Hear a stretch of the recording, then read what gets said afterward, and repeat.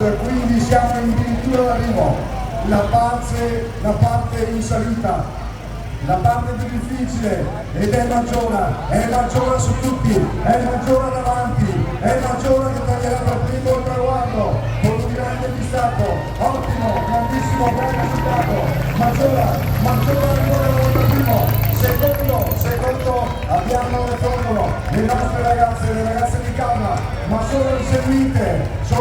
e attaccate dal Vignasco che vuole sinistrana.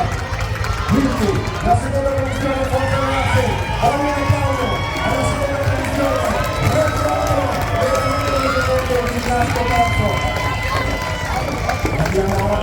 Avio che arriva nella quarta posizione, quinto Subereto, quindi forza ragazze, siete quante, avanti